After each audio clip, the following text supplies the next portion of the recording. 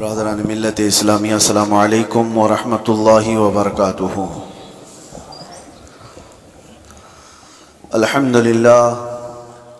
الحمدللہ الحنان المنان الذي خلق الانسان وعلمه البيان والصلاة والسلام على رسوله سيد الانس والجان وعلى آله واصحابه ذوي الخير والاحسان، اما بعد فأعوذ بالله من الشيطان الرجيم، بسم الله الرحمن الرحيم۔ اليوم أكملت لكم دينكم وأتممت عليكم نعمتي ورضيت لكم الإسلام دينا، صدق الله مولانا العظيم۔ بارگاہ رسالت معاذ صلی اللہ علیہ وسلم میں درود پاک کا ہدیہ پیش کریں۔ اللہم صلی علی سیدنا محمد معدن الجود والکرم وآلہ واصحابہ الکرام وابنہ الکریم وبارک وسلم صلاة دائمتا سرمدا ابدا۔ اللہ عز و جل کا محبوب اور پیارا دین اسلام، جس کے متعلق قرآن میں اللہ فرماتا ہے میں تمہیں اسلام دے کر راضی ہوا۔ ایک ایسا نظام ہمیں دیا گیا جس میں کوئی شوشہ خالی نہیں چھوڑا گیا، کسی بھی باب کا، کسی بھی حصے کا، زندگی کے کسی گوشے کو تشنا نہیں چھوڑا گیا ہے۔ آج میں چند اہم باتیں آپ کے سامنے رکھتا ہوں کمپیریزن کے طور پر، کہ دنیا جب سے آباد ہے جنگوں کا ایک سلسلہ چلتا رہا ہے، انسانوں میں آپس میں لڑائیاں ہوتی رہی ہیں، لیکن تاریخ اٹھا کر دیکھیں تو تقریباً ساری لڑائیوں کے پیچھے جو ریزن ہے، جو سبب ہے، جنگ کس مقصد سے ہوا کرتی تھی، تو ان مقاصد میں اگر آپ غور کریں گے تو سب کا ایک حاصل ہوا کرتا تھا، تخت کو حاصل کرنا، حکومت کو حاصل کرنا، یا مال حاصل کرنا، یا حسین عورتوں کو غلام بنانا، باندی بنانا۔ یہ دنیا کا نظام رہا ہے، اسی لیے جنگیں ہوا کرتی تھی۔ یا اگر یہ چیزیں نہ ہوں تو پھر انسان کی جو اندر کی غیرت ہے، تکبر ہے، غرور ہے، وہ چیز اسے جنگ کرنے پر آمادہ کرتی تھی۔ بس یہی ریزن ہے، باقی کچھ نہیں ملے گا آپ۔ ایک قبیلے کی دوسرے قبیلے سے، ایک خاندان کی دوسرے خاندان سے، ایک ملک کی دوسرے ملک سے لڑائیاں ہیں، تو ان لڑائیوں میں، ان جنگوں میں آپ ریزن تلاش کریں گے سبب کہ کس بنیاد پر ہے، تو یا تو وہ زمین کا حاصل کرنا ہے، ٹکڑے کو حاصل کرنا ہے، یا تو پھر اس علاقے کے زرخیز حصوں کے اوپر اپنا قبضہ جمانا ہے، یا تو پھر وہاں کے لوگوں کو غلام بنا کر اپنے انڈر میں رکھنا ہے۔ یہی ساری چیزیں ہیں پوری دنیا میں، پہلے سے یہی چلتا آ رہا ہے، اور لگ بھگ آج بھی اگر آپ دنیا پر نظر ڈالیں گے تو یہاں پر بھی جنگوں کا ایک مقصد یہی دکھے گا آپ کو۔ ہاں، یا تو پھر کوئی اپنے آپ کو دادا کہے، بابا کہے، کوئی اپنے آپ کو سپر پاور کہے، اور اس کے بعد پھر دوسروں کو منوانے کی بات کہے کہ میری ہر بات تمہیں ماننی پڑے گی۔ دوسرا نہیں مانے گا، اگر آنکھ بھی دکھایا تو پھر جنگ ہو جائے گی۔ اگر وہ کمزور ہے، غریب ہے، تو پھر جنگ ہو جائے گی۔ لیکن یہاں پر بھی مقصد جنگ کا یہی ہے۔ پوری دنیا میں تنہا اسلام کے متعلق میں آپ کو بتاؤں، اسلام میں جو جنگیں ہوئی، غزوات ہوئے صحابہ کے اور دوسروں کے درمیان، وہاں کیا مقصد رہا، کیا ریزن رہا۔ حضرت ربیعہ بن عامر رضی اللہ تعالیٰ عنہ حضور صلی اللہ تعالیٰ علیہ وسلم کے ترجمان ہیں، ایمبیسیڈر ہیں۔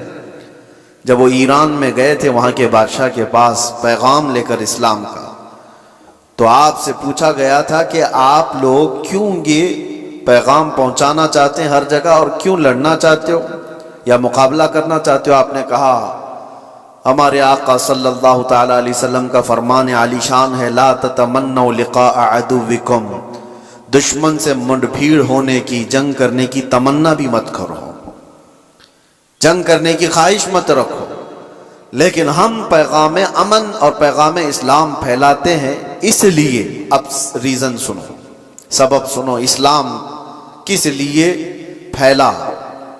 حضرت ربیعہ بن عامر کہتے ہیں کہ ہمارا صرف ایک مقصد ہے کہ انسانوں کو انسانوں کی غلامی سے نکال کر خالق کی بندگی میں لگا دیں، اللہ کی بندگی میں اور اس کی عبادت میں لگا دیں۔ ہمارا مقصد یہ ہے انسان انسان کا غلام نہ رہے۔ ہر دور میں یہی چلتا آ رہا ہے۔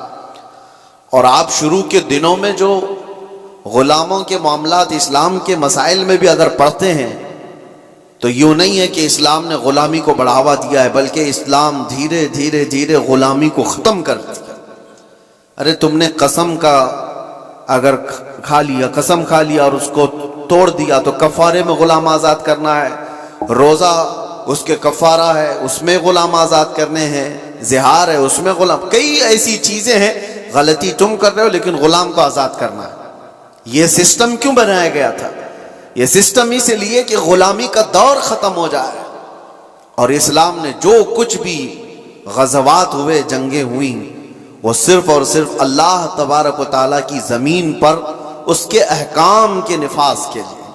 دوسرا ریزن انہوں نے بتایا تھا کہ جب کبھی جنگ کرنے کا حکم ہمیں اس وقت تک نہیں ہے جب تک کسی قوم کے اوپر کوئی ایسا ظالم آ جائے جو وہاں کے لوگوں کا جینا دھوبر کر چکا ہو، ان کو سانس لینے کی بھی دقت آ گئی ہو، تو پھر اسلام کہتا ہے کہ اللہ تبارک و تعالیٰ کی مخلوق کو آسانی پہنچانے کے لیے اور ظالموں سے نجات دلانے کے لیے پھر اس کے لیے جنگ ہوگی۔ تو جنگوں کا جو ریزن ہے، وہ مقصد ہے، وہ اللہ تبارک و تعالیٰ کی زمین کو فساد سے صاف کرنے کے لیے ہی صرف ایک ریزن آپ کو ملتا ہے، یہ اسلام میں۔ باقی دوسری جگہ آپ جہاں پر بھی دیکھیں گے دوسرے ملک پر، دوسری قوم پر حملہ کرنا ہے تو وہاں کے مال کو لوٹنا ہے، وہاں کی زمین کو حاصل کرنا ہے، وہاں کی بادشاہت کو لینا ہے، وہاں کے علاقوں پر اپنا قبضہ جمانا ہے۔ اگر علاقوں پر قبضہ جمانا ہی ہوتا ہر جنگ کرنے کے بعد، تو آپ کو میں بتاؤں خالد بن ولید نے 125 جنگیں لڑی، 125 جنگیں لڑی اور کئی علاقے فتح کیے۔ کیا ہر علاقے کو فتح کرنے کے بعد خالد بن ولید نے اپنی بادشاہی کا اعلان کر دیا کہ آج کے بعد سے اس علاقے کا مالک میں ہوں، اس علاقے کا بادشاہ میں ہوں؟ نہیں، پوری تاریخ اٹھا کر کے آپ دیکھیں کتنے ایسے صحابہ ہیں جن کو سپہ سالار بنا کر کے بھیجا گیا، انہوں نے علاقے کے علاقے فتح کیے، لیکن اپنی بادشاہی کا اعلان انہوں نے نہیں کیا، بلکہ ہمیشہ سے یوں اعلان کیا کہ میں رسول اللہ صلی اللہ تعالیٰ علیہ وسلم کے غلاموں کا ایک ادنا غلام ہوں، اور امن کے لیے اس زمین کو فساد سے صاف کرنے کے لیے میں یہاں پر آیا ہوں۔ محمد بن قاسم 19 سال کی عمر میں ہندوستان آیا تھا۔ آپ کو پتہ ہے محمد بن قاسم سب سے پہلے 10,000 کا لشکر لے کر کے جب آیا تھا، وہ بھی ہندوستان کیوں آیا تھا؟ ہندوستان میں ظلم اس طور پر ایک راجہ دائر سنگھ نے اور اس کے گنڈوں نے کچھ عورتوں کو قبضہ میں لے لیا جو حج کے سفر پر جا رہی تھی، اور عورتوں کا مال بھی لوٹ لیا، ان کو قید میں رکھ دیا گنڈوں نے۔ ان عورتوں نے گہار لگائی، کچھ لوگوں نے ان عورتوں کی یہ باتیں سنی اور عرب کے اس وقت کے گورنر جو تھے حجاج بن یوسف کے پاس یہ خبر سنا رہے تھے۔ حجاج بن یوسف کا بھتیجا محمد بن قاسم 19 سال کا، اس نے یہ خبر سنی کہ اتنی دور کچھ عورتوں پر کچھ ظالم گنڈے ظلم کر رہے ہیں۔ اس نے وہیں سے آواز لگائی، لبیک یا اختی، اے میری بہن میں آ رہا ہوں تیری مدد کے لیے۔ اور اس زمانے میں 4000 کلومیٹر کا سفر کر کے آنے والا، جنگلوں کا سفر، دریاؤں کا سفر، پہاڑوں کا سفر، 10,000 کا لشکر لے کر ایک جوان آیا ہے، اور پھر اس زمانے میں موجود ان گنڈوں اور ان ظالموں کو جو عورتوں کے حقوق کی پامالی کر رہے تھے للکار کر کے کہا، پھر مقابلہ ہوا۔ 3 دن تک یہ لڑائی چلی تھی، اس کے بعد وہ سارے گرفتار ہوئے اور راجہ کی بھی گدی چلی گئی، تخت چلا گیا، سب ختم ہو گیا۔ ایک 19 سالہ لڑکے نے امن کا پرچم لہرایا تھا، لیکن ریزن کیا تھا؟ مقصد کیا تھا؟ ظلم سے علاقے کو صاف کرنا۔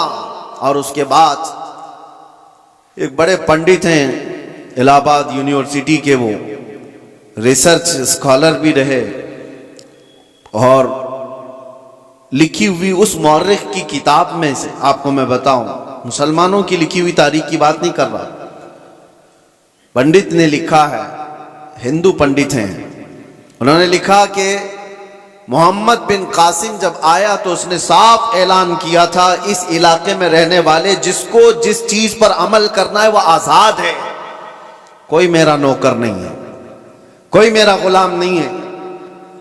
اور عدل ایسا قائم کیا تھا کہ پورے علاقے والوں نے اپنے سر آنکھوں پر اس کو بٹھا رکھا تھا، 19 سال کے جوان کو، کیونکہ لوگ راجاؤں کے ظلم سے تنگ آ چکے تھے۔ دیکھا تھا انہوں نے کس طرح سے کسی کی بھی عورت کو اٹھا کر کے اپنے حرم سرا کی زینت بنا دیا کرتے تھے، لیکن ایک 19 سالہ جوان جب آیا تو اس نے عدل و انصاف ایسا قائم کر کے دکھایا تھا، ہر ایک نے اپنی باہیں پھیلا کر کے اس کا استقبال کیا تھا۔ یہ ہندو پنڈت کی کتاب میں لکھا ہوا موجود ہے، اپنے نہیں دوسروں نے اس عدل اور انصاف کے متعلق لکھا ہے۔ اسلام کا ریزن یہ رہا ہے میرے عزیزوں، دنیا ہزار پروپیگنڈا پھیلائے، آج تاریخ کے اوپر تم کتنے دھبے ڈال کر کے چھپاؤ گے؟ اگر پیچھے جاؤ عرب کی جاہلیت میں اگر جنگیں دیکھیں گے آپ، اللہ کی پناہ جو مشہور جنگیں ہیں وہاں کی حرب بسوس ایک نام سے جنگ ہوئی جو 40 سال تک چلتی رہی۔ بنی بکر اور بنی تغلب یہ 2 قبیلے تھے، ان قبیلوں میں ہوا کیا تھا، بنی بکر کی اونٹنی بنی تغلب کے چراگاہ میں آ گئی تھی، اونٹنی چرنے کے لیے آ گئی غلطی سے، اس پر جنگ شروع ہوئی اور 40 سال چلی تھی۔ کیسی جنگ ہوئی تھی دونوں قبیلوں میں؟ جب تک دونوں قبیلوں کے لوگ ختم نہ ہو گئے، دونوں قبیلوں کی اونٹنیاں اور گھوڑے مر نہیں گئے، تب تک یہ جنگ چلتی رہی۔ اس کے علاوہ اور بھی جنگیں ہیں، اوس و خزرج کی لڑائی 120 سال تک چلی تھی۔ یہ صرف اور صرف غرور و تکبر کی بنیاد پر چلی ہوئی جنگیں ہیں، علاقے کے علاقے انہوں نے ختم کر دیے تھے، نسلیں ختم ہو گئی تھی۔ نبی پاک صلی اللہ تعالی علیہ وسلم کے مدینہ طیبہ آنے تک اوس و خزرج کی لڑائی چل رہی تھی۔ اور اگر آپ یہ کہیں یہ عربوں کی جہالت اور ان کی نہایت ہی بدماشی کا حال ہوگا، تو ایسا نہیں ہے میرے عزیزو، اس زمانے میں ایران کا بھی وہی حال تھا، روم کا بھی وہی حال تھا۔ جب یہ کسی علاقے پر قابض ہوتے، آپ کو پتہ ہے کہ ایک ایرانی بادشاہ نے فلسطین پر حملہ کیا تھا تو 1,40,000 فلسطینیوں کو ذبح کر دیا تھا۔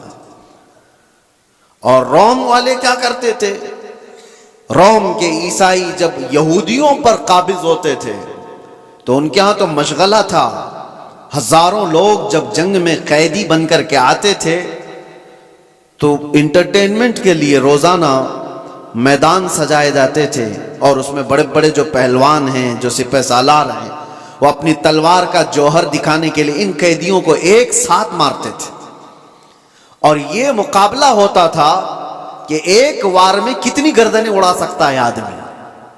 یہ رومیوں کا مشغلہ تھا یہ ان کا۔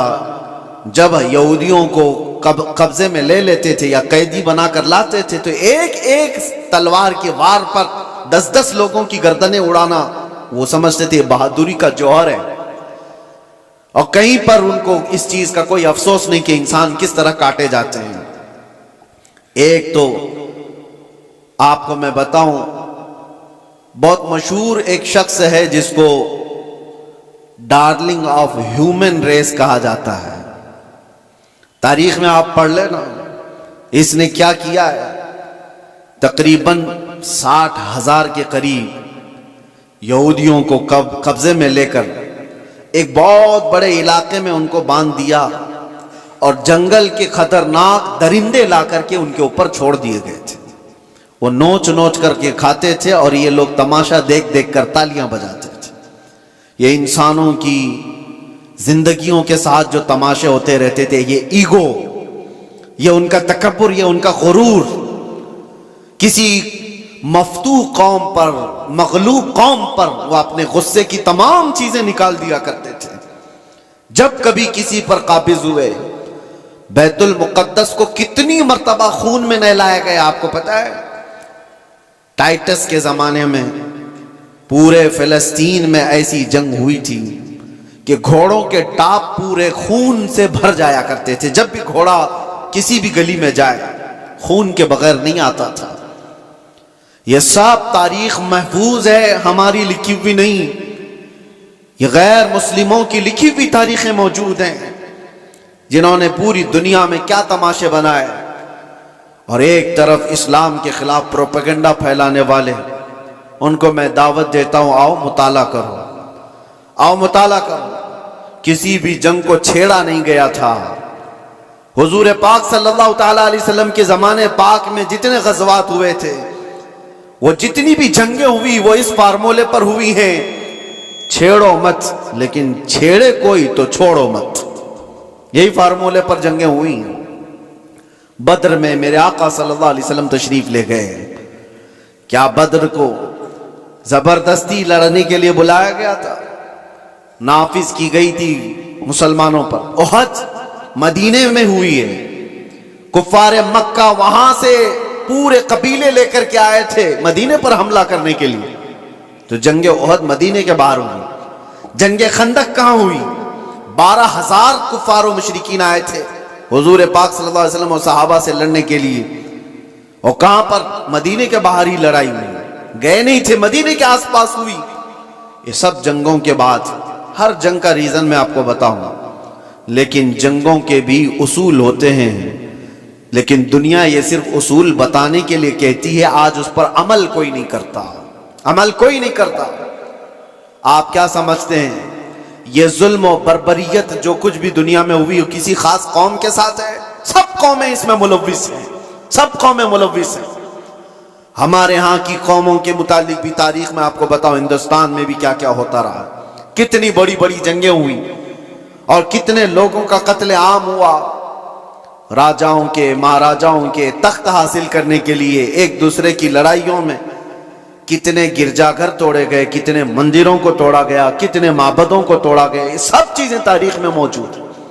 لیکن دنیا ان سب سے آنکھ بند کر کے ایک طرف ٹارگٹ کی ہوئی ہے، صرف اسلام، جبکہ سب کی تاریخیں بھری ہوئی. آپ کو اگر تاریخ پڑھنا ہے تو آپ اٹھا کر کے دیکھیں کس راجے نے اپنے تخت بچھانے کے لیے کتنے لوگوں کو اس تخت کے نیچے دبایا ہے. آپ کو پتا ہے یہ جو پیرامڈز بنے تھے اس کے متعلق بھی یہی کہا جاتا ہے. اہرامات مصر فراعنہ نے، وہاں پر وہ ایک ایک پتھر پتہ نہیں کتنے ہزار کلو کا ہے، اس طرح سے وہ جو بنائے گئے اس میں ہزاروں نے، لاکھوں لوگوں کی لاشیں ختم ہو گئی ہیں. کتنے لاکھوں لوگ مر گئے اس میں. بادشاہوں کا نظام یہی رہا ہے، اپنے حصول کے لیے، اپنے جاہ کے لیے، اپنی طلب کے لیے انسانوں کا قتل عام کیا ہے، انسانوں کا قتل عام کیا. اور جو ورلڈ وار فرسٹ اور ورلڈ وار سیکنڈ جو ہوئی، اس کی بھی تاریخ اٹھا کر کے آپ پڑھیں کس لیے جنگیں ہوئی آپس میں. یہ تو زیادہ دور نہیں ہے نا، 1920 1940 کے بیچ میں، یہ زیادہ دور نہیں ہوئی، ابھی 100 سال پہلے کی بات آپ کو بتا رہا ہوں. فرسٹ ورلڈ وار اور سیکنڈ ورلڈ وار میں جو لوگوں کی موتیں ہوئی ہیں، فرسٹ میں تقریباً 3 کروڑ لوگ مارے گئے ہیں. کروڑ، 1 2 100 200 1000 2000 کی بات نہیں کر رہا ہوں، 3 کروڑ. اور سیکنڈ ورلڈ وار میں اس سے بھی زیادہ لوگ مارے گئے، زخمی ہوئے. یہ صرف اور صرف بادشاہوں نے اپنے تخت کے لیے، اپنی زمینوں کے لیے لڑائیاں لڑی. اور ٹوٹل میرے آقا صلی اللہ علیہ وسلم نے اپنی زندگی پاک میں 17 غزوات میں شرکت فرمائی. کتنے؟ 17 غزوات. اور ٹوٹل 17 غزوات کو ملائیں گے تو 252 لوگ مرے تھے، اس کے علاوہ نہیں. 17 جنگوں کی جو لسٹ بتائی جاتی ہے میرے عزیزوں. لیکن پھر بھی دنیا کو اعتراض ہے اسلامی جنگوں سے. آپ کو میں بتاؤں، جنگوں کے اصول ہوتے ہیں، اسلوب ہوتے ہیں، طریقہ کار ہوتے ہیں، لیکن کسی نے عمل نہیں کرنا ہے اس پر. گوانتانامو بے جیل کے متعلق سنا ہوگا، ابو غریب جیل کے متعلق آپ نے سنا ہوگا. امریکی لوگوں نے جو عراق جنگ کے بعد وہاں کے قیدیوں کے ساتھ سلوک کیا ہے، یہ ہم نے نہیں ہے، ہیومن رائٹس کی تنظیموں نے لکھا ہے، اس کو تاریخ میں موجود ہے. قیدیوں کو لٹا کر کے ان کے اوپر کتے چھوڑ دیے جاتے تھے، قیدیوں کو باندھ کر کے ان کے منہ پر پیشاب کیا جاتا تھا اور ان کو غلاظت کھانے پر مجبور کیا۔ انسانیت سے گری ہوئے حرکتیں۔ ایک ظالم جب نشہ کے غرور میں آتا ہے تو ایسی حرکتیں کرتا ہے، لیکن جس کے سینے میں ایمان ہو وہ کیا کرتا ہے؟ اللہ اکبر۔ میرے عزیزو، محمد الرسول اللہ صلی اللہ تعالی علیہ وسلم کے پائے اقدس پر میں تمہیں لے کر چلتا ہوں۔ یہ وہ وقت ہے جب اللہ کے حبیب صلی اللہ تعالی علیہ وسلم کا پیغام دنیا میں بہت دور تک جا چکا تھا۔ یمن، عراق، شام، مصر، ہر جگہ پہنچ چکا تھا، اور 1,20,000 صحابہ اس وقت موجود تھے جب نبی پاک صلی اللہ تعالی علیہ وسلم کی قوت کا عالم تھا، غلبے کا وقت تھا۔ مکہ بھی فتح ہو چکا تھا، مدینے کے آس پاس کا علاقہ اسلام کے پرچم سے لہرا رہا تھا۔ یہ وہ دور کی بات نہیں کر رہا ہوں میں جب کفار مکہ سے بچ کر کے رہنا پڑتا تھا، چھپ کر کے تبلیغ کرنی پڑتی تھی، اس دور کی بات نہیں کر رہا ہوں، غلبے کے وقت کی بات کر رہا ہوں۔ یہ حضور پاک کی ظاہری زندگی کا آخری سال ہے جب میرے آقا صلی اللہ علیہ وسلم حج کر کے واپس تشریف لائے تھے اور بیمار تھے۔ اس وقت جب نبی کرم صلی اللہ تعالی علیہ وسلم کے نام کا چرچا قیصر اور کسریٰ کے جسموں میں کپ کپی طاری کر دیتا تھا، ہزاروں فوجیں تھر تھراتی تھی، غلبے کا وقت تھا، اس وقت نبی پاک صلی اللہ علیہ وسلم مسجد نبوی شریف میں بیٹھے ہیں اور اپنے صحابہ سے کہتے ہیں، کوئی ہے اس میں جس پر میرا کوئی حق باقی ہے تو مجھ سے لے سکتا ہے؟ کوئی ہے جس پر میرا کوئی حق باقی ہے تو وہ سوال کرے، میں دینے کو تیار ہوں۔ میرے عزیزوں، کون کہے گا یہ؟ غلبے کے وقت، طاقت کے وقت، جب پاور میں آ جائے کوئی پوچھ کر کے دکھائے کہ اسی پر کچھ باقی ہے تو یہ رسول اللہ کی شان ہے۔ اور ایسا نہیں میرے عزیزوں کہ یہ جملے ہیں جو آج کے ذلیل سیاسی لوگوں کے ہوتے ہیں۔ حضور نے جب یہ فرمایا تو ایک صحابی کھڑے ہو گئے، کہا میرا آپ کے اوپر ایک حق باقی ہے، آپ کے اوپر میرا ایک حق باقی ہے یا رسول اللہ۔ سب کی گردنیں اونچی ہو گئی، دیکھتے رہ گئے ان کو، کون ہے یہ؟ حضور پاک صلی اللہ علیہ وسلم نے ان سے کہا، آگے آؤ، تمہارا جو حق ہے وہ بتاؤ۔ حضرت عمر تو تلوار نکال لی تھی کہ رسول اللہ صلی اللہ علیہ وسلم کی بارگاہ میں ایسی بلند زبان کس کی ہے؟ لیکن اس صحابی نے کہا، ایک مرتبہ جنگ میں جا رہے تھے، صفوں کی ترتیب دے رہے تھے، میں تھوڑا سا آگے آ گیا تھا، آپ نے چھڑی سے مجھے مارا تھا، میں وہ بدلہ لینا چاہتا ہوں۔ اللہ اکبر۔ حق اتنا بھی ہوتا ہے میرے عزیزوں، حالانکہ قائد امن و اسلام اور بانی اسلام ہے میرے آقا صلی اللہ علیہ وسلم۔ میرے عزیزوں، اگر کوئی استاد اپنے شاگردوں کو ترتیب دینے کے لیے کوئی بات کر رہا ہو، لیکن اس کو بھی صحابی نے کہا، یہ حق ہے میرا آپ کے اوپر، حضور نے فرمایا ٹھیک ہے آ جاؤ۔ یہ نہیں فرمایا کہ بھرے مجمع میں کیا تم مجھ سے بدلہ لے لے گا، حضور نے فرمایا آ جاؤ، اور اپنے آپ کو پیش کر دیا کہ تم بھی مجھ سے بدلہ لے سکتے ہو۔ لیکن اس صحابی نے کہا، سب کی آنکھیں پھٹی تھیں، دیکھ رہے تھے کہ کیا منظر ہے، لیکن اس صحابی نے کہا، یا رسول اللہ، جس وقت آپ نے مجھے مارا تھا میں صرف تہبند پہنا تھا، جسم پر میرے کچھ بھی نہیں تھا، کرتا نہیں تھا، صرف میں تہبند پہنا ہوا تھا، اوپر سے جسم میرا کھلا تھا، اور میں یہ چاہتا ہوں کہ بدلہ اس حالت میں ہی لوں کہ آپ بھی اپنا جبہ اتار دیجیے، آپ بھی اپنے تہبند میں رہیے۔ نبی پاک صلی اللہ علیہ وسلم نے چوں چرا کچھ بھی نہیں فرمایا، اپنا جبہ اتار دیا۔ لاؤ دنیا کی قوموں کو ایک آئیڈیل، کوئی ایسا جو اپنے آپ کو اپنی قوم کے سامنے پیش کرے۔ یہاں تو ڈرپوک لوگ ایسے بیٹھے ہوئے ہیں جن کو سوالات سے کا سامنا کرنے کی ہمت نہیں ہے، طاقت نہیں ہے، اپنوں کے سامنے ہی وہ رعایا کا کیا مقابلہ کریں گے، کیا سامنا کریں گے۔ نبی پاک صلی اللہ علیہ وسلم نے اپنا جبہ پاک اٹھایا، اس صحابی نے آ کر حضور کے دونوں کندھوں کے بیچ جو مہر نبوت تھی اس کو بوسہ لے لیا۔ حضور کے دو شانوں کے بیچ میں مہر نبوت تھی جس کی چمک سورج سے زیادہ تھی، انہوں نے بوسہ لے لیا اور کہا، میں کامیاب ہو گیا اور میں بدلہ لے لیا، مجھے بس وہ مہر نبوت چھومنی تھی۔ لیکن میرے عزیزوں، وہ صحابی کا اپنا طریقہ تھا، لیکن رسول پاک صلی اللہ علیہ وسلم نے اپنے آپ کو پیش تو کر ہی دیا، اپنے آپ کو پیش تو کر دیا۔ اور جنگوں کے حالات کے متعلق آپ کو میں بتاؤں، بدر کے وہ 70 قیدی جن کو گرفتار کر کے مدینے لایا گیا تھا، لوگ تو کہہ رہے تھے ان کو مار دیا جائے، ان کو جلا دیا جائے، ان کو کاٹ دیا جائے۔ نبی پاک صلی اللہ تعالی علیہ وسلم نے ایک بھی قیدی کو قتل کرنے کا حکم نہیں دیا، کہا کہ گرفتار ہوئے، تلوار ہم پر اٹھائے تھے اس لیے آج یہ قیدی ہیں، آج یہ ہم پر، کیونکہ اگر غلبہ پاتے تو ہم کو مار دیتے، اصول تو یہی ہے، آج یہ قبضے میں آئے۔ لیکن میرے آقا صلی اللہ علیہ وسلم نے کیا نظام رکھا تھا۔ ان قیدیوں کو پوچھا گیا تم میں سے اگر کوئی ہنر جانتا ہے، کوئی فن جانتا ہے، کوئی کلاکاری آتی ہے تو آؤ میرے 10 صحابہ کو وہ ہنر سکھاؤ، تم آزاد ہو جاؤ۔ یہ دنیا میں پہلا ایسا منظر ہے کہ جنگ میں قیدی جو گرفتار ہو کر کے آئے ان کو یہ آپشن رکھا گیا، مال نہیں ہے تمہارے پاس فدیہ دینے کے لیے، کچھ نہیں ہے، لیکن کوئی ہنر جانتے ہو تو 10 صحابہ کو وہ ہنر سکھاؤ، تم آزاد ہو جاؤ۔ ہے کوئی دنیا میں اس طرح آزاد کرنے والا؟ مجھے بتاؤ۔ زندگیاں سڑ گئی میرے عزیزوں۔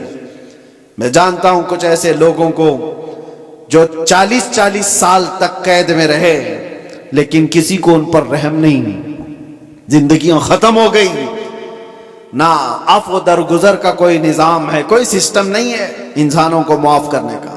یہ تو رسول مختار صلی اللہ تعالی علیہ وسلم ہے۔ یہاں تک کہ میرے عزیزو، اسلام لانے کے بعد میرے آقا صلی اللہ علیہ وسلم نے فرمایا کہ اس کو اس کے پچھلے کاموں کی آر نہ دلائی جائے، اور یہ بھی فرمایا اگر کسی نے کسی گناہ سے توبہ کر لیا تو اس کو پچھلے گناہوں کی آر نہ دلائی جائے۔ اللہ کے حبیب صلی اللہ تعالی علیہ وسلم کے ہاں عفو درگزر کا، معاف کرنے کا اتنا زیادہ سسٹم ملتا ہے۔ تو جنگوں کے جو حالات میں آج آپ کو بتا رہا ہوں، دنیا کسی بھی حد تک گر سکتی ہے اور گر رہی ہے، مگر نظام اسلام یہ ہے کہ اگر جنگ بھی ہوئی ہے یا کہیں پر لڑائیاں ہوئی ہیں تو صرف امن قائم کرنے کے لیے، فساد کو زمین سے ختم کرنے کے لیے۔ جس طرح سے ڈاکٹر انجیکشن مارتا ہے تو یہ نہیں ہے کہ تمہیں سوئی چبا کر کے درد دینا چاہتا ہے، اس بزم میں مقصود ہے اصلاح مفاسد۔ نشتر جو لگاتا ہے وہ دشمن نہیں ہوتا۔ عزیزان گرامی وقار، میں نے بہت ساری چیزوں کو کمپیئر کر کے دیکھا ہے، کہاں کہاں کس طرح کی جنگیں ہوئی، کتنا قتل عام ہوا، وہ سب میں جا کر کے آپ اسلامی جنگوں کو کمپیئر کر کے دیکھیں۔ میں دعوت دیتا ہوں فکر کرنے کی، پڑھنے کی، مطالعے کی، نوجوانوں کو ایک بار دیکھ کر کے تم بتاؤ، پھر اپنے ریسرچ کے بعد، سٹڈی کے بعد تمہیں پتہ چلے گا دنیا کی جنگیں کس لیے ہوا کرتی تھیں اور اسلام کے۔ میں ان بادشاہوں کی بات نہیں کر رہا ہوں جو ظالم بادشاہ بنام مسلمان رہے، بنام مسلمان جو بادشاہ رہے ان کی مثال مت دینا۔ ہاں، میں ان لوگوں کی بات کر رہا ہوں جس میں ابو بکر صدیق آتے ہیں، میں ان کی بات کر رہا ہوں جس میں عمر فاروق آتے ہیں، میں ان کی بات کر رہا ہوں جس میں عثمان غنی اور حیدر کرار آتے ہیں، میں ان لوگوں کی بات کر رہا ہوں جس میں عمر ابن عبدالعزیز آتے ہیں رضوان اللہ تعالیٰ علیہ مجمعین، جنہوں نے رسول اللہ صلی اللہ تعالیٰ علیہ وسلم کے مکمل مشن کو نافذ کیا ہے۔ میں ان کی بات کر رہا ہوں، مثال لا کر کے دکھاؤ۔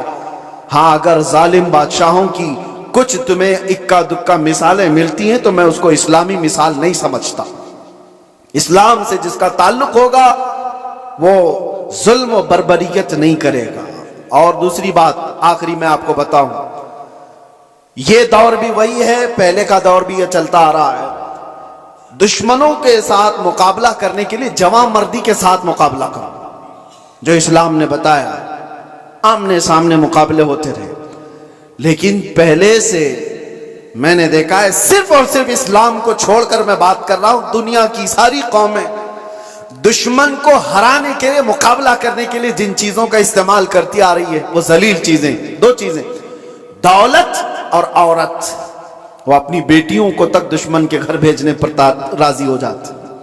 کتنی ایسی مثالیں آپ کو بتاؤں، لیکن اسلام نے کبھی اس چیز کو نہ جائز قرار دیا اور نہ ہی کبھی ایسے کام کو پروموٹ کیا کہ کوئی اپنی بیٹی کیا اپنے غلام کی بیٹی کو بھی کسی دشمن کے گھر کی زینت بننے نہیں دے سکتا، چاہے وہ جنگ کے حالات میں ہی کیوں نہ ہو۔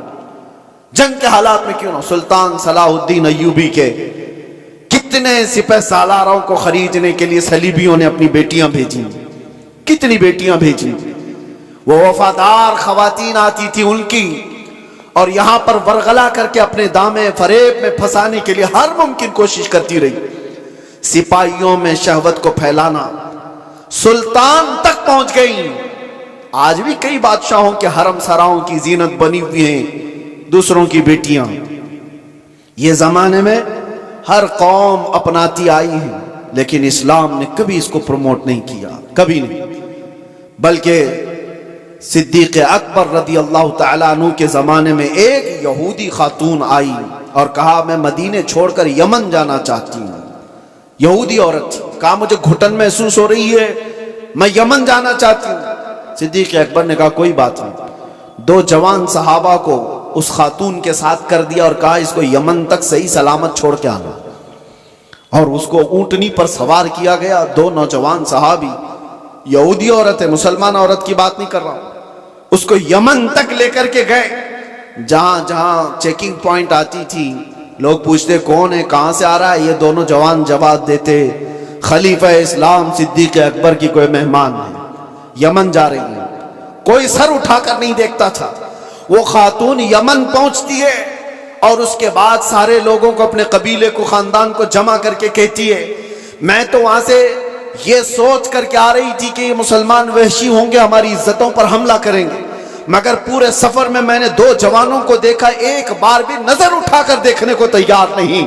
میں گواہی دیتی ہوں کہ اسلام سچا ہے اور مدینہ ہی پرامن ہے۔ میں واپس جاتی ہوں اسی حرم میں جہاں رسول اللہ نے امن کے پیغام پہنچائے تھے۔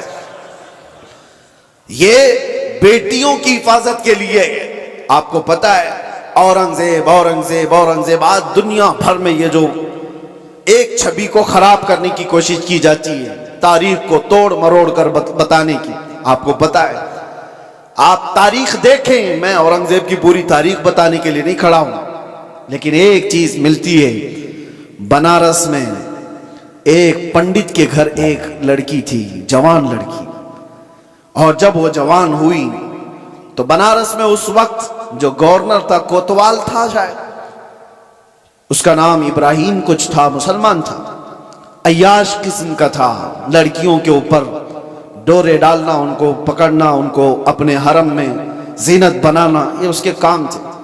اب یہ خوبصورت جوان لڑکی پر وہ فدا ہو گیا، عاشق ہو گیا، اور اس نے کسی بھی طرح سے اس لڑکی کو حاصل کرنے کے لیے ایڑی چوٹی کا زور لگایا، اور آخر میں آ کر کے ہوا یہ کہ اس کے گھر کے اطراف حصار ہو جاتا تھا، گھیرا بندی۔ پھر پنڈت مجبور ہو گیا، اپنی بیٹی سے کہا کہ چلو جب وہ بڑا آدمی ہے تو اس کے آگے ہم لوگ کچھ نہیں کر سکتے، بیٹی تم چلے جاؤ، تیار ہو جاؤ۔ وہ چاہتا ہے تم سے شادی کرنے کے لیے۔ لڑکی کو اس چیز کی بالکل بھی رضامندی نہیں تھی، اس نے کہا کہ مجھے تھوڑا وقت دے دیجیے۔ وہ ایک اس وقت سواری لیتی بنارس سے، تاریخ میں موجود ہے، اور اس نے اسی وقت دلی کا سفر اختیار کیا جہاں اورنگزیب عالمگیر جامع مسجد میں ہوا کرتے تھے۔ جمعہ کا دن تھا، یہ خاتون مردانہ لباس پہن کر کے گئی، لڑکوں کا لباس پہن کر کے۔ جب بادشاہ اسلام اس وقت کے سلطان نکل رہے ہیں اور لوگوں سے ان کی حاجتیں پوچھ رہے ہیں، اسی وقت یہ لڑکی کھڑی تھی۔ اورنگزیب نے اپنی چادر اٹھا کر کے دے دی اور کہا بیٹے اس لباس میں تمہیں اچھا نہیں لگتا، تم اپنا چہرہ ڈھانک لو، تم اپنا سر ڈھانک لو، اور تمہاری کیا حاجت ہے؟ تو اس نے کہا کہ میری حاجت کچھ طویل ہے، میں آپ کو تنہائی میں سنانا چاہتی ہوں۔ بلا لیا، دولت قدے پر وہ خاتون آئی، جوان لڑکی، اور اس نے واقعہ سنا دیا کہ آپ کا بھیجا ہوا گورنر، آپ کا بھیجا ہوا کوتوال اس طرح سے لڑکیوں کی عزت پر حملہ کرتا ہے، اور میرے گھر پر بھی اب اس کی نظر ہے اور مجھے اپنی حرم کی زینت بنانا چاہتا ہے۔ تو اورنگزیب نے کہا کہ ٹھیک ہے، واپس جاؤ، تمہارے باپ سے کہو شادی کی تیاریاں کر لیں۔ وہ لڑکی مایوس ہو گئی، جس چیز کے لیے میں بنارس سے دلی کا سفر کر کے آئی تھی، بادشاہ بھی یہی کہہ رہا ہے، لیکن ایک دل میں ایک آس تھی کہ بادشاہ نے مجھے بیٹی کہہ کر پکارا۔ واپس وہ آئی، اپنے باپ سے کہا بادشاہ نے تو یہ کہا۔ باپ نے کہا کہ بیٹا اب کہاں انصاف ہے، تم تیاری کر لو۔ ڈولی سج گئی اور شادی کا دن بھی آ گیا۔ وہ ظالم عیاش کوتوال اپنے سپاہیوں سمیت اس کی ڈولی اٹھانے کے لیے آیا اور راستے بھر میں لوگوں پر لٹاتے ہوئے جا رہا تھا، اور جیسی ہی بیچ راستے میں پہنچا ایک فقیر آیا اور اس کو کہا کہ مجھے بھی کچھ لٹانا چاہتے ہو؟ اس نے کہا نیچے جتنی گری ہوئی ہیں وہ سب اٹھا لے۔ اس فقیر نے اس کو بگی سے نیچے کھینچ لیا، تو جیسے ہی نیچے کھینچا یہ کوتوال جلادوں سے پکار کر کہا کہ کون فقیر ہے جو بدتمیزی کر رہا ہے، تم سب کے سب آ جاؤ۔ فقیر اپنا جبہ اٹھاتا ہے تو وہ اورنگزیب وہاں پر کھڑا ہے۔ کہا والی ہندوستان عالمگیر تیرے سامنے کھڑا ہے، اور کیا تجھے اس کام کے لیے اس شہر بھیجا گیا تھا کہ تو روز اپنے حرم سراؤں میں نئی لڑکیوں کو زینت بنائے اپنی بستر کا؟ اور اس کے بعد اسی وقت اس کی ساری چیزیں چھین لی گئی، پھر اس کو گھوڑے کے پیروں پر باندھ کر کھینچا گیا۔ اس لڑکی کی بارات جو نکلی تھی بغیر کسی چھوت کے، بغیر کسی چھوئے، عزت کے ساتھ ڈولی کو واپس اس کے گھر پہنچایا گیا، اور اس کو قید میں جلادوں کے حوالے کر دیا گیا، کوتوال کو جو ظالم تھا، عیاش تھا۔ اب جب لڑکی باہر آئی تو اس نے اورنگزیب سے کہا میرے گھر چلیں۔ گھر آئے، یہ آپ کو تاریخ کی سچائیاں میں بتا رہا ہوں۔ اورنگزیب نے جاتے ہی کہا کہ مجھے 2 رکعت نماز پڑھنے دے دو۔ 2 رکعت نماز پڑھنے کے لیے، یہ کسی اور کا گھر نہیں، ایک پنڈت کا گھر ہے۔ نماز پڑھنے کے لیے جگہ دی، نماز پڑھا۔ اورنگزیب نے کہا فوراً مجھے پانی دو، شدت کی پیاس لگی ہے۔ پانی لا کر کے دیا گیا گھر سے، اورنگزیب نے پانی پیا۔ اس کے بعد جانتے ہو آنکھیں کھول کر دیکھی اور کہا جس دن اس بیٹی نے مجھے دلی میں آ کر اپنا قصہ سنایا تھا، اس دن سے ابھی تک ایک قطرہ پانی میں نے حلق میں نہیں ڈالا ہے۔ میں نے یہ طے کر لیا تھا جب تک اس کو انصاف نہ ملے میں پانی نہیں پیوں گا۔ بیٹیوں کو لوگ دوسروں کے حرم سرا میں پہنچانے والے، تاریخ اسلام کو توڑ مروڑ کر پیش کرنے والے، ذرا اس تاریخ کو بھی دیکھیں۔ اور میرے عزیزوں یہ ایسی ویسی بات نہیں، اس پنڈت نے بادشاہ اورنگزیب کے اس احسان کو یاد رکھ کر اس علاقے کو، اس جگہ کو جہاں اس نے سجدہ کیا تھا، بادشاہ نے ہمیشہ کے لیے مسجد تعمیر کر دی۔ یہ تاریخ میں موجود ہے۔ میں آپ کو صرف اور صرف ایک جھلک بتا رہا ہوں۔ اسلام یہ کام نہیں کرتا کہ اپنے روایات کو، اپنے اصول کو جنگوں میں اور دشمنوں میں سب توڑ دیے جائیں اور اپنی بیٹیاں بھی کسی کے ہاں بھیج دیے جائیں۔ یہ اسلام کی فطرت میں نہیں ہے۔ اسلام اصول کی سچائیوں پر چلتا ہے۔ عزیزان گرامی وقات، اللہ تبارک و تعالی ہم سب کو کہنے سننے سے زیادہ عمل کی توفیق عطا فرمائے، اور رب تبارک و تعالی اسلام کی سچائیوں کو ہمیں کھل کر اظہار کرنے اور بیان کرنے کی توفیق عطا فرمائے۔ مولا کریم ایمان پر زندہ رکھے اور ایمان پر ہمارا خاتمہ عطا فرمائے۔ وآخر دعوانا الحمدللہ رب العالمین۔ السلام علیکم۔